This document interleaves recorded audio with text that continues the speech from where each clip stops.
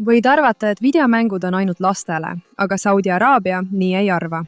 55 miljardit dollarit ja kuningriik kontrollib nüüd ettevõtted, mis on mõne suurima mängumaailma taga.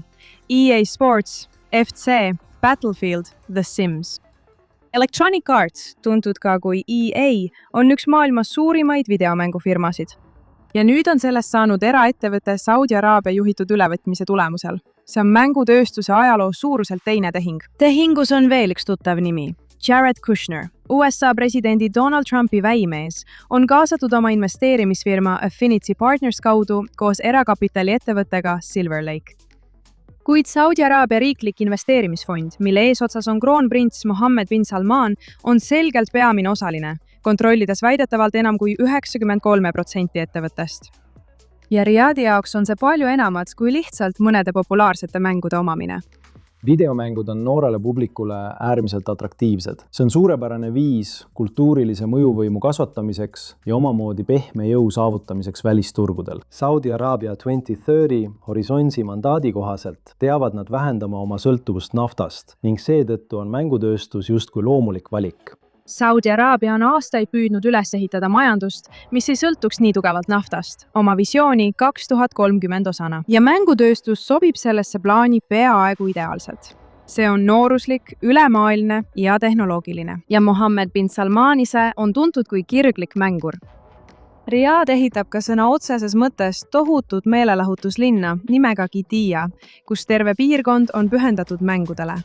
Ja sel novembril korraldab Saudi Araabia esimest korda e-spordi rahvuste karika. Mõtle jalgpalli maailmameistrivõistluste peale, aga mänguritele. Mängijad võistlevad oma riikide eest mitmetes mängudes, sealhulgas mõnes, mille on loonud EA.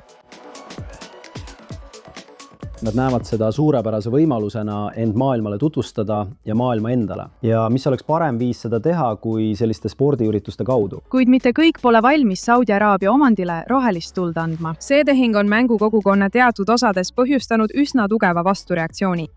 Mõned mängurid kardavad, et nende lemmikmängud võivad muutuda. Mängurid on alati natuke torisejad, nad ei armasta eriti muutusi, aga lõpuks harjuvad nad tavaliselt ära. See on sama reaktsioon, mida näeb siis, kui Vene oligarh ostab Inglismaal jalgpallimeeskonna. Aga on üks fännibaas, kus reaktsioon on olnud eriti vali. The Sims. Rohkem kui 2 aastakümmet on see mäng põhimõtteliselt lasknud mängijatel luua just sellise elu, nagu nad tahavad. Samasoolised paarid on mängus olnud juba ammu ning mängijad saavad kohandada sugu ja asesõnu. See vabadus on aidanud The Simsil luua eriti suure LGBT fännibaasi. Nii et sa ilmselt mõistad, kust mure tuleb.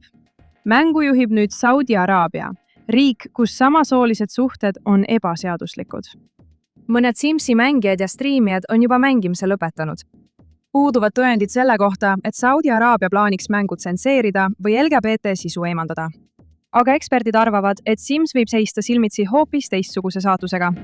Tead, näiteks Simsi publiku mitmekesisus tekitab kohe küsimusi, kui see kuulub valitsusele või riiklikule investeerimisfondile. See võib-olla ei ole nii avatud ega tunne end mugavalt teatud sisu suhtes, mida see avaldab. Minu ennustus oleks, et sellised üksused nagu The Sims müüakse tõenäoliselt esimestena jupphaaval maha, sest see ei kõneta kultuuriliselt nii tugevalt, see ei sobi ja neil on vaja tohutut võlga tagasi maksta, nii et nad otsivad asju, mida müüa.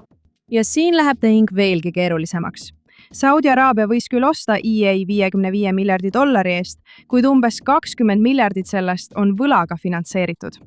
See teeb sellest kõigi aegades suurima finantsvõimendusega väljaostu ja keegi peab selle raha lõpuks tagasi maksma. See loobub mitmetest stuudiotest. See tähendab paraku ka koondamisi. Nagu ikka, tegemist on erakapitaliga. Ja kui sa mõtled, miks Saudi Araabia selle kõik videomängude nimel ette võtab, siis siin on number, mis seda selgitab. Maailmas on umbes 500 miljardit mängurit. See on peaaegu pool planeedist ja kokku kulutavad nad igal aastal 100 miljardeid dollareid. See on suur meelelahutustööstus, mis teenindab tohutut hulka inimesi. Ja aastakümnete jooksul on sellest saanud üks kultuuriliselt kõige olulisemaid ajaviiteid ja vaba aja majanduse valdkondi. Nii et see pole lihtsalt mingi hobi, mille pärast su ema siin kogu aeg arvuti ees istumise pärast näägutas. mängutööstus on üks suurimaid meelelahutusärisid maailmas, millel on publik, mida Hollywood, televisioon ja traditsioonilised spordialad endale väga sooviksid. Ja Saudi Araabia tahab sellest palju suuremat osa. Nad ostavad mängukirjastajaid, korraldavad turniire, ehitavad mängulinnu. Riyadh panustab sellele, et videomängud võivad tuua raha ja ülemaailmset mõju ka siis, kui nafta enam nii palju ei loe. Saudi Araabia on teinud $55 miljardi suuruse panuse mängutööstusele. Nüüd jälgivad mängurid tähelepanelikult, mida see nende lemmikmängude jaoks tähendab.